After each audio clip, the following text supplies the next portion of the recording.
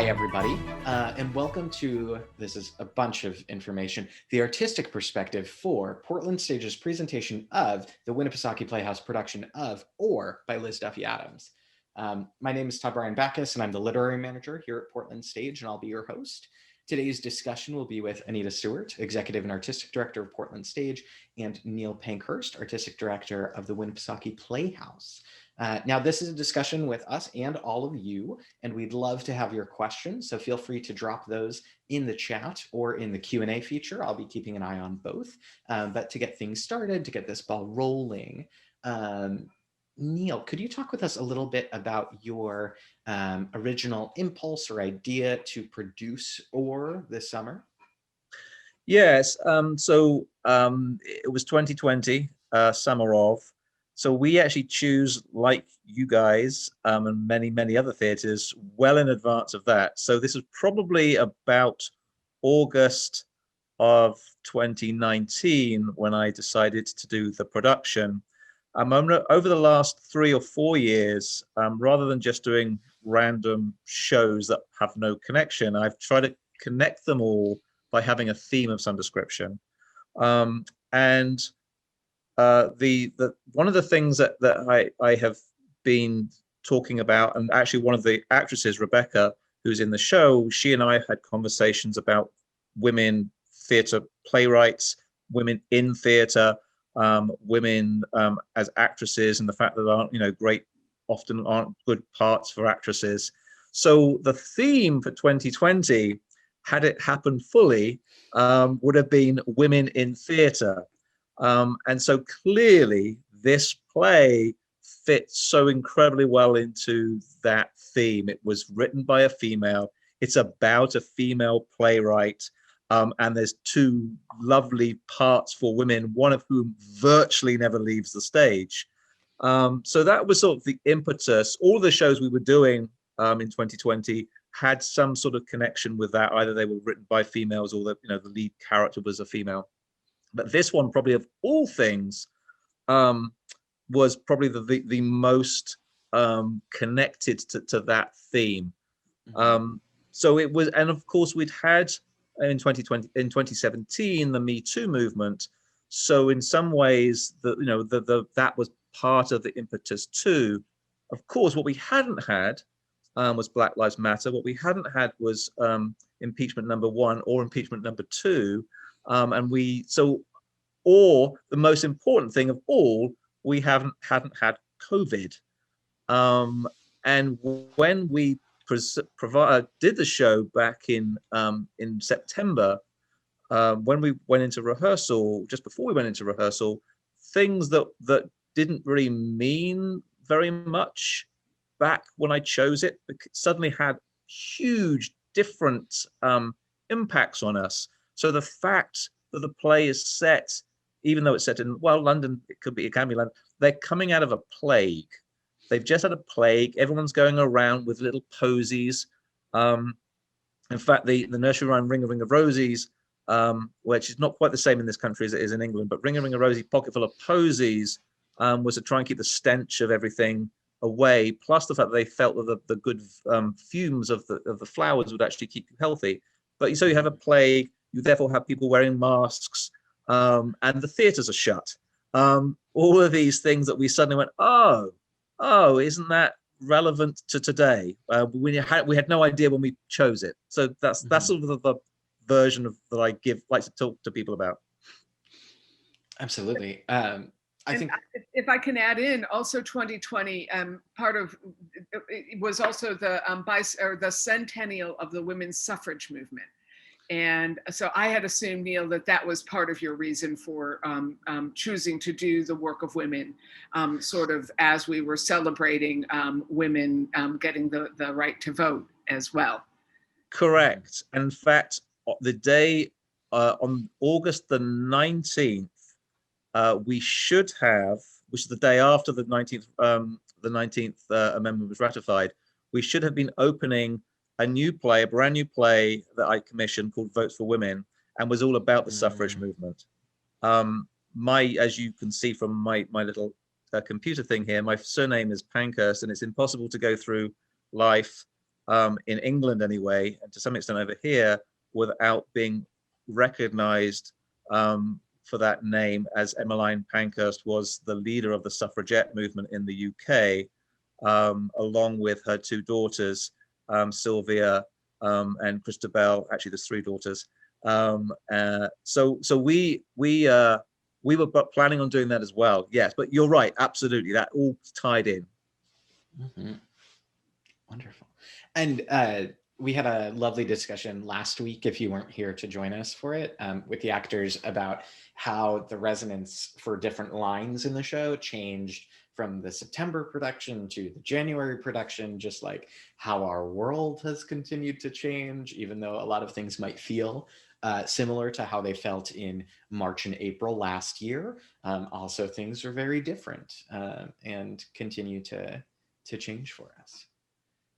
I think, Todd, that's one of the things I love most about this play, is that it's so packed and there are so many different ideas running through it that you can find different ends and it resonates in a very unique way. Certainly now, given all that's been happening, the disruption in our government, but I think there are other bits and pieces that Liz has put in this play that allow it to sort of move. It's like a ship that can deal with a storm on the waters and just keep moving forward, and you see different things. You resonate with the play in different ways. And I appreciated very much seeing the production originally when Neil first produced it, and then watching how it's come here and shifted in tone and tenor, in part because the world has changed that much in 6 months. Mm-hmm. It was also interesting for me, because when we conceived it before COVID. We conceived it in our space, and then we were forced through COVID to do it outdoors. But I always felt that the play should be done very simply, with a very sort of rustic isn't quite the right word, but sort of, earthy type of feel to it. And so now, having seen it inside, on your stage, it sort of brought home how I had originally thought it would be done. I wasn't directing it, I wasn't designing it, but it was sort of in my brain. I always have a sort of an idea where I think the play is going, and so it was lovely to come up to Portland and see what I thought would have been on our stage 6 months earlier, actually being on a stage. With all the sort of the trappings that a real theatre gives you rather than an outdoor theatre. So what was that like to have to pivot and suddenly say, we're taking this production that we planned to be inside and we're moving it out, Neil? I think, and we ended up doing 3 shows, 2 outdoors and 1 indoors. I think of all 3 of the shows that we did, this was the one for me that made the most sense to be outdoors, and on a very sort of rusticy, earthy wooden stage. It's set in the Restoration period. It's set in 1666. So Charles has been back on the throne for 6 years, and this is actually the first, even though it's not really a Restoration piece, because of how modern it also is, but it's the first Restoration play that we had ever done in our space. And I've only actually ever done 1 Restoration play before that, as a student, way back in the mid 1980s. And it was very, very simple. It was some candlesticks and some images of where we were supposed to be. And so I think that type of, just like as if you're doing Shakespeare outdoors, on the Globe or somewhere like that, it's that, we're only talking about, 50, 60 years later. So it sort of, I think it lends itself to that sort of exterior feel. Although most shows were done in London by the 1660s inside, there were still outdoor venues going, and I think that therefore, for me, of the 3, it was the one that sort of lent itself to being in that sort of environment. So to answer your question, I didn't mind at all. Did you build that stage just for Or, and are you using it for other things, or was that a stage that you had? So we had some of it. The amphitheater itself was developed during August. Myself and 3 other people, we were digging with spades. We had like 2 spades, a wheelbarrow, and I bought a whole bunch of timber to make the space. The actual stage itself, the backdrop existed, and about 6 feet of the stage existed. Then we added, and then there was sort of a mound, a grassy knoll, if you want, get back to American politics.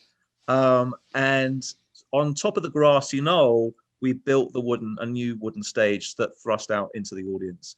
But the actual space sort of existed. We just made it much, much nicer. Very nice, very nice. Yeah, and then it was interesting because so much of the action depended on sort of specific coming into a door and making a change and doing things. And so as it transferred to Portland stage, what I was really focused on was making sure that that wall had the same relationship of door, center opening, door, although the center opening changed because we have a little bit more flexibility. So I could make it look a little bit more like a cabinet.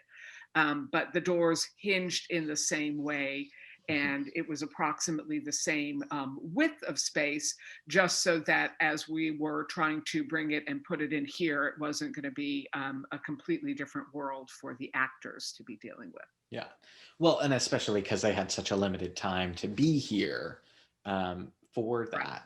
Right. Could the 2 of you, I know that we've done co-pros at Portland Stage in various ways with various people. Neil, has Winnie done a lot of like transferring a show from one place to another? And what's that been like if you have?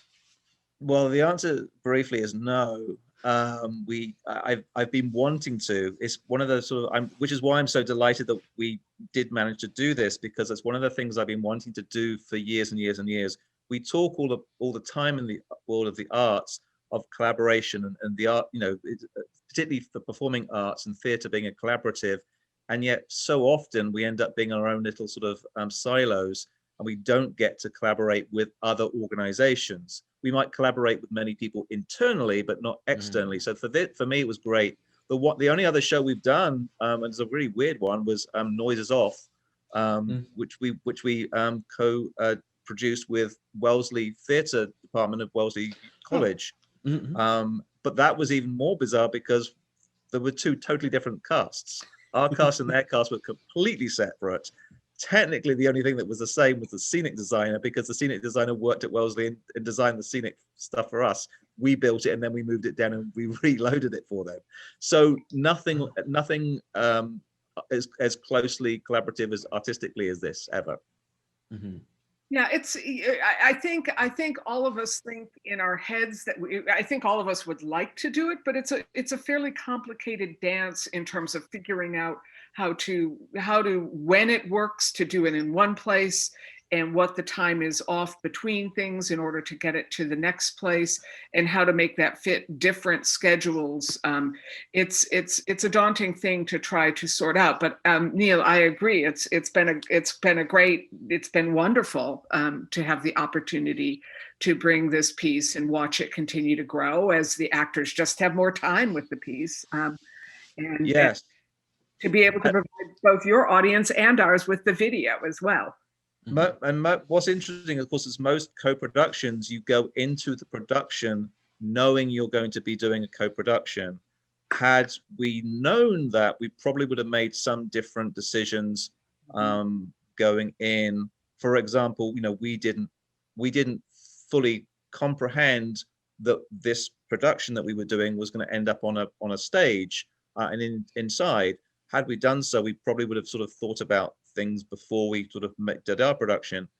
Obviously, we were doing our production during the day, so we had some help with our lighting design, or not, as the case may be, if it gets really dark and you can't see anything.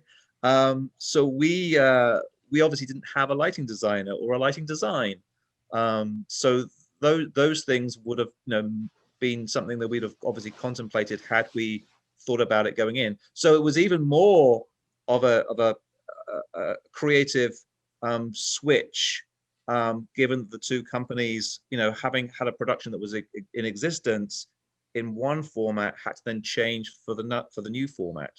Mm-hmm. Yeah, it's that also entered the picture with sound. And I remember talking to Eileen, who's the director, about Eileen McGrady directed this piece, and she was. When I first brought up sound, she said, well, they didn't really have any other than that there was so much noise from the leaves rustling and the birds tweeting that they had to mic the actors out of doors in Winnipesaukee, whereas with us, there's none of that. And so it's interesting too. She was like, well, I don't think we really want any sound. And it's an interesting thing, because I think you hear the actors really well, but you also sort of wonder what it would be if it was conceived with a little bit of, I think, underscoring that's not going to get in the way, but that was not where it was originally conceived. And so that we've continued on with it being at Portland Stage, just it's really in the clear, the actors speaking, apart from a couple of scene change music cues. Well, and going back to like the unique nature of this collaboration and how it was originally just going to be done in the fall, and then we were like, hey, could we do that here too? Something that I thought was fascinating, both getting to talk to the actors about it, but getting to talk to Eileen and some of the designers, was getting like another chance to do a thing. Like, you do a project and you do it a certain way, and usually at the end of those processes we're like, oh, I might have done this different, I might have done that different, but like, whatever, I'm not going to do that again now. And suddenly, just a couple months later, it was like, oh, how to, especially with the actors talking about how like certain scenes are landing different for them, or how they emphasize certain things differently, or just the fact that like in our house you can't have that eye to eye sort of conversation that you were able to have at Winnie while everyone was out in the daylight, and how that shifted dynamics for them, I thought was a really interesting thing to get. They were also determined this time to get all their lines right. I didn't I didn't know that they hadn't got them right the first time round, but I remember that being a note at some point. So I'm assuming they were more accurate this time than last time. I was actually running the sound every performance for us. Not that I carried a script with me, but I was not aware of anybody really going wrong. But anyway, that was one of the things they noted. Well, we were in rehearsals. We had somebody on book who was giving them line notes, so we're pretty good about that. And I think actors really care about the text. They really want to try to do the play the way it's written. And we try to do that. Absolutely. I was wondering if both of you can talk a little bit about some of the things that you've had to go through to produce live theater at this point in time, given COVID and precautions and all sorts of things that we need to do both inside and outside. I know you revamped your amphitheater, but are there other things that happened at Winnie, Neil? Pretty much the same as you guys. We did one show inside, and by the time we got to do the one show inside, we had installed into our HVAC system an ionization system. You've just done that, but you've also your ionization system is a different system to ours, and treats the air differently. And so we added UV light as well, which kills viruses. Essentially, whatever the system, the outcome is essentially the same. And I think Anita probably will say the same as me, is even if in the short term, the investment isn't necessarily returned immediately, I think in general, people are going to be more aware of the quality of air, whether it be flu viruses or other viruses and bacteria that may come around in the future. And so I think that people will be very appreciative of the sort of the benefits of having cleaner air. So that was our primary thing. And obviously we all have the state regulations of social distancing and mask wearing. Our state does, the regulations say that once you are socially distanced in the theater, you can take your mask off. We, like a lot of other theaters, just didn't do that. And I'm actually I've just been put on a committee to rewrite all the regulations for New Hampshire. And so one of the things I want to do is make sure that mask wearing is compulsory, so that potentially we can actually maybe reduce the distance, so that we can actually get a few more people in the venue and make it feasible to actually, or economically feasible, to put live theatre back on the stage again. Mm-hmm. So yeah, Maine is a little bit different. We're a little bit more stringent about mask wearing and everybody having a mask on except for the performer who is actually in the process of performing. And as soon as they exit the stage, except for these guys, when they're doing their quick changes, there's no time for them to put a mask on. But in a normal circumstance, they would be putting a mask immediately right back on. And I'm going to sort of answer. I can see that Pam is asking a question, and this ties into the different things that we've had to do. So we did do the whole ionization, the bionic ionization system that polarizes the atoms. But then as an equity theater, we were, I had to put together a safety plan with equity that went into such a level of detail. It's extraordinary, wanting to know exact square footage of every space and exactly what was the HVAC system in every single space, what was the exit plan, what was the emergency exit plan, what exactly were the, who was cleaning your theater, what were they using to clean the theater, how often did the theater get cleaned, how many doors did actors have to open to get to a space. It was like at such a level of detail. And I put in a plan on August 4th, and by the second week of September, I was still in back and forth talking about how many doors we had with equity. And I was starting to say, this isn't going to happen. And at that point, Megan Doan, who works at Portland Stage, she's the general manager, who also has worked for a significant amount of time at Winnipesaukee Playhouse, said, well, you know what, I'm going up to see the show that my friend Neil is doing. And I said, Doan, can you get us both tickets?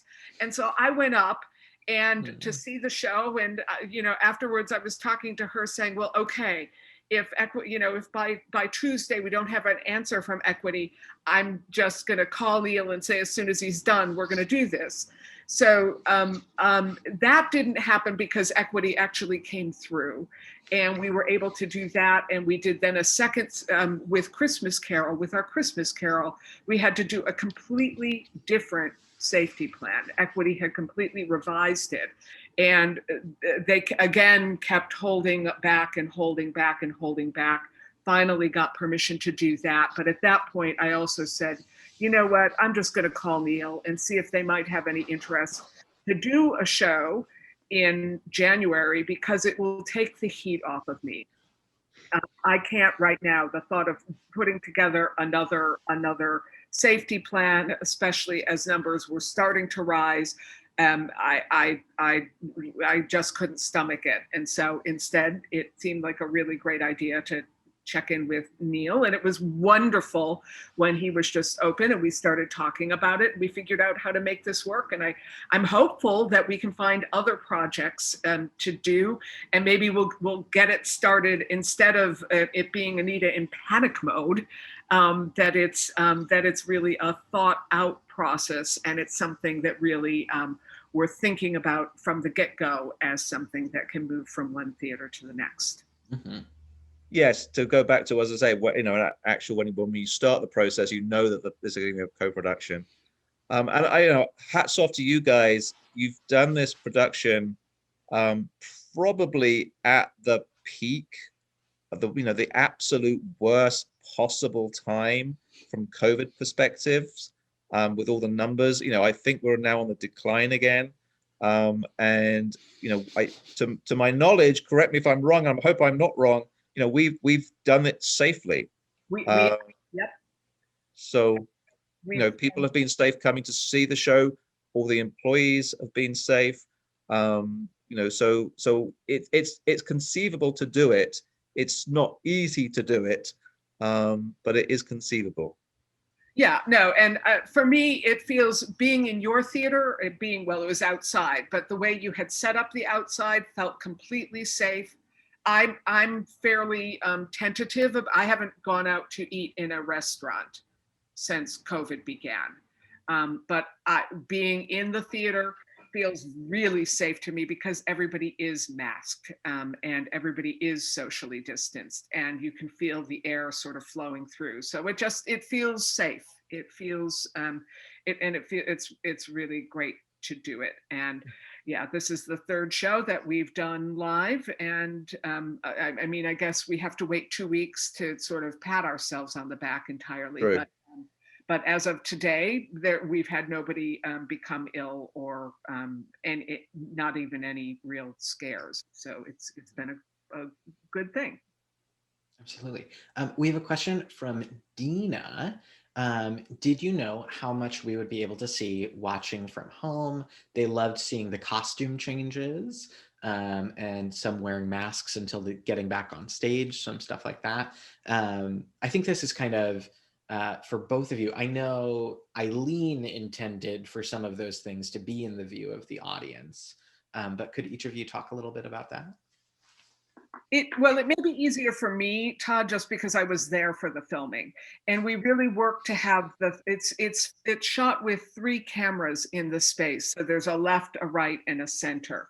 And with the left and the right, we really talked about where we wanted the camera men to sort of go pan wider to be able to get those events. So we talked about that sort of at length at the beginning of the run of the show, so that we could make sure that we were pulling back and people were tapping on the shoulder of the person running the camera, so that they would know, oh, now is the time to do that.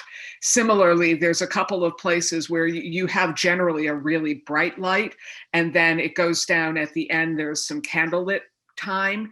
And so the light really dumps down, and it required them sort of notching up the camera in a way that, so we looked at that in advance, so they knew, all right, we're getting to the low light level and we're going to do this move with the camera to adjust it for things.